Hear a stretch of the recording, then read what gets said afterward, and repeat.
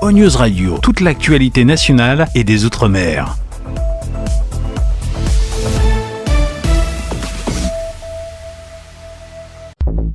Réunion Actualité. Bonjour à tous. À la une de l'actualité de ce 10 juillet, qui est un beau lundi, nous allons parler d'une statistique absolument terrible. À La Réunion, 26% des moins de 29 ans sont sans emploi. C'est 12 points de plus que la moyenne nationale. Ce dimanche a été aussi rythmé par des accidents. Un piéton a été renversé hier sur la 4 voies de Saint-Paul. Nous vous parlerons aussi de cette voiture qui a fait un plongeon dans le ravin à la montagne à Saint-Denis. Et puis cette grosse frayeur hier au tampon, une voiture folle signalée au centre-ville. Avec tout ça, le 8e jour d'éruption au Piton de la Fournaise. Et oui, ça continue, le spectacle est toujours grandiose. Et nous reviendrons sur le dimanche foot sur Freedom. Hier, au terme de cette 15e journée de championnat, l'Excelsior est resté leader. Côté météo, la semaine débute sous un franc soleil sur les régions de l'ouest et du sud-ouest de l'île. Plus à l'est, sur une ligne Sainte-Marie-Saint-Joseph, le temps sera plus variable avec une alternance d'éclaircies. C'est donc une statistique terrible à La Réunion.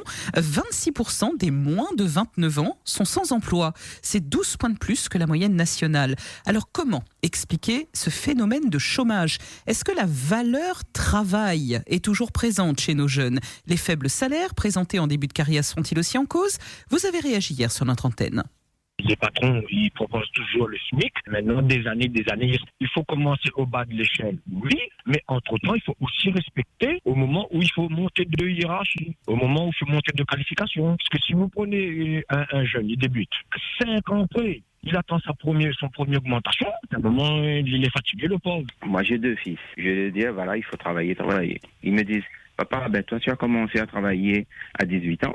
Pourquoi ça se fait, tu gagnes encore ce salaire de misère ? Ça fait 38 ans que je travaille. Comment voulez-vous inculquer les enfants la valeur travail quand vous-même, vous n'êtes pas reconnu dans votre entreprise ? Et il y a plusieurs gens comme ça. C'est pour ça les jeunes sont démotivés. Il faut apprendre aux enfants pourquoi travailler. C'est-à-dire, il faut qu'ils connaissent que travailler, c'est participer à l'économie, plein de choses, quoi. Et pas vraiment penser au salaire. Travaille pas parce que le salaire n'est pas assez élevé ou quoi que ce soit. Il y a un début, après, à où de débrouiller, à où pour monter de grade, quoi, pour monter en échelon. Il n'y a pas que le salaire dans la vie, voilà ce que vous nous avez dit. Et un piéton a été renversé hier sur la 4 voies de Saint-Paul. Je vous le disais, ce dimanche a été celui des accidents. Un piéton renversé à Saint-Paul en plein après-midi. Que des blessures légères pour cet homme. Les pompiers l'ont médicalisé sur place. Et vous avez assisté aux différentes opérations des secours. C'est un piéton qui a été renversé, qui a voulu traverser la 4 voies côté Saint-Paul vers Saint-Pierre. Effectivement, il a été mobilisé sur le côté gauche. Et alors, on n'a pas vu les voitures si elles étaient accidentées, mais en tout cas, effectivement, les 2 voitures qui étaient concernées se sont arrêtées. Le temps d'attendre les pompiers, c'est arrivé il y a une vingtaine de minutes. Voilà. Donc le monsieur était conscient, il était assis. Effectivement, il avait l'air blessé, il avait les pieds en sang, il y avait une savate au milieu de la route. Mais on n'a pas vu exactement comment ça s'est passé. Le piéton était sur le côté gauche, il avait le pied en sang. Il me semble que c'était la jambe droite. Puis il avait l'air d'être un petit peu, de souffrir un peu. Il s'accrochait à la barre pour supporter la douleur. Et je pense effectivement il a essayé de traverser et probablement en retombant ou s'il a été percuté, forcément il s'est fait mal aux pieds.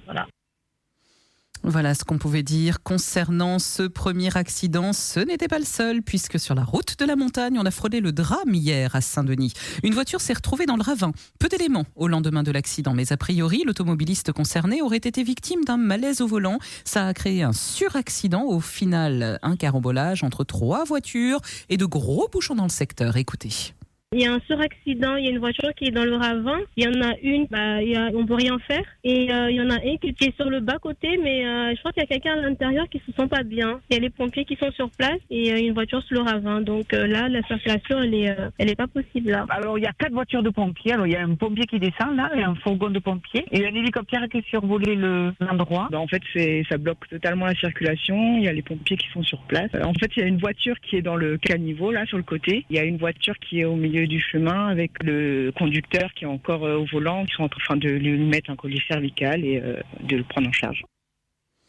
Et ce n'est pas terminé. Le Sud maintenant, grosse frayeur au tampon car une voiture folle a été signalée au centre-ville. L'automobiliste a même percuté un véhicule garé sur le trottoir. Véhicule qui, après l'impact, a été poussé dans le portail de son propriétaire. Un propriétaire, José, qui était assis tranquillement dans son canapé lorsque le choc a eu lieu.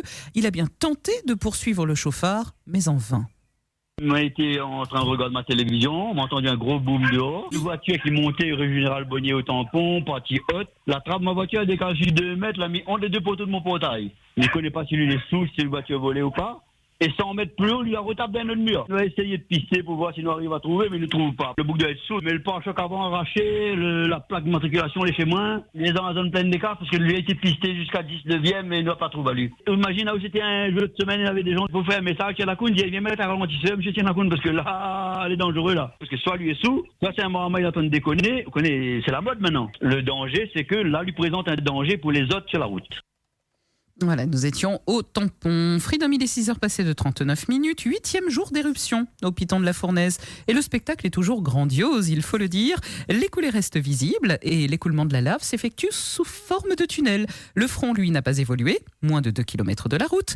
Une éruption qui vous fait d'ailleurs replonger dans vos souvenirs. Et vous nous les avez partagés, ces souvenirs, en direct hier. À l'époque, la route n'était pas comme elle est là. Marche à pied jusqu'à l'enclos. On arrive en bas au pied du volcan. On arrive là à 6h du soir. À 6h du soir, elle était coriace. En plus, il fait noir. On rouvre la tente. On déchire le volcan. Elle n'était pas gay. Hein. Mais on entend à la radio, le volcan, il coule. Mais dit bon, comme elle est en tenue de sport, mais est chaud, mais a une orange dans ma poche. C'est un volcan. Mais arrive sur le sentier. À un moment donné, je me écoute, mais un peu de lampe de poche, comment ça fait la nuit. Et m'y arrive sur le sentier, m'y descend, mais ce que là impressionne à moi, la madame me demande, madame, on regarde le soleil, le bâton de coucher. Je dis, mais madame, là, vu qu'elle est, mais dit, le presque 22h, le soleil ne couche pas à 22h. Après, madame me dit, ben, les voix, c'est quoi? Et moi-même, je dis, ben, c'est quoi? Il voit les rouges, il descend.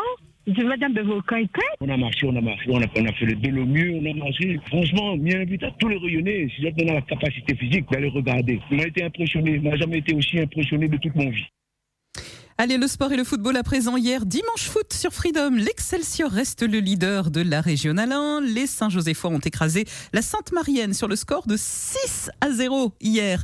La surprise de cette 15e journée est sans conteste la défaite de la Saint-Pierroise, 1-0 face à la F Saint-Louis. Et ce dimanche a aussi été le théâtre de la belle victoire du Tampon. Succès 1-0 face à la Saint-Pauloise. But de Mehdi Adadou d'entrée de jeu. Un match commenté par Charles Lhuillier et Patrick Colly. Les Tamponnais déjà qui impriment leur rythme après 1 minute de jeu. La balle est revenue derrière avec Mamie Gervais et Jacques Gau au milieu de terrain qui tentent de relancer les leurs avec Danny Wilson sur le côté gauche qui lance Jao Tombo Bouraïm. Toujours sur la gauche, Jao Tombo Bouraïm, le centre pour l'ouverture du score de cette équipe tamponnaise. C'est en effet le numéro 12 qui a marqué Mehdi Adadou, dont on vous disait le plus grand bien il y a un instant. Mehdi Adadou qui de la tête a repris victorieusement ce centre magnifique de Jao Tombo Bouraïm venu de la gauche. C'est tout simplement prodigieux. Ouais, il a su se faire oublier des défenseurs. On disait que ça allait être un défi pour cette défense totalement remaniée. Et quel centre de Jao Tombo Bouraïm venu de la gauche. C'était très précis parce qu'il a joué en première intention un centre en demi-volée et Mehdi Adadou quand même, disons-le, était étrangement seul, libre de tout marquage dans cette surface de réparation saint-pauloise. Voilà ce qu'on pouvait dire concernant ce championnat. Je rappelle que nous jouions la 15e journée. Et pour finir, écoutez, on va souhaiter un bon anniversaire à une centenaire réunionnaise. Elle s'appelle Simone Tournant. Et elle a fêté ses 103 ans. La jeune fille est née un 9 juillet 1920. Pour la petite histoire, elle a été mariée à 16 ans. Elle a eu 6 enfants. Et vous allez l'entendre, Simone est dans une forme olympique. Et elle répondait ce dimanche aux questions d'Audrey Lorette. J'entends beaucoup, j'écoute la radio tous les jours, mais écoute depuis des millions, depuis à 7h15, 8h15, 11h, j'écoute. Simone, vous avez 103 ans, vous avez l'air d'avoir la forme. Alors, la maladie est là. J'avais une douleur au cœur, j'allais étouffer. Enfin, bref. C'est quoi votre secret? Le secret, mon Dieu Seigneur. Et voilà, souffert pour travailler, pour soigner mes enfants. M'a fait faire la communion toute. Eh bien, en fait, je l'ai grandi, toute la France a qu'un autre particulier, je n'ai pas d'autre ménage, et moi, mais tout seul. Il faut qu'on a quelqu'un qui regarde à moi la nuit comme jour. Et comme Miguel, puis là, Miguel, c'est mon lit, moi, c'est mon lit, mais pas de force pour lever. Et quelqu'un, il soulève à moi, puis à moi avec un oreiller derrière mon dos. J'ai fini en 1920, mais j'ai dit 1920. Mais croyez la mort, là, pendant moi, hein? Eh bien, elle n'était pas encore là, elle a dit non, elle n'est pas là, avant l'air, elle n'est pas là, après l'air, elle n'est pas là non plus. Voilà, Léa Lépilière non plus. Simone, 103 ans. Oui, elle est en On forme, change je de vous l'ai bois, dit. là. Il donne du grain. O-News Radio sur outremernews.fr.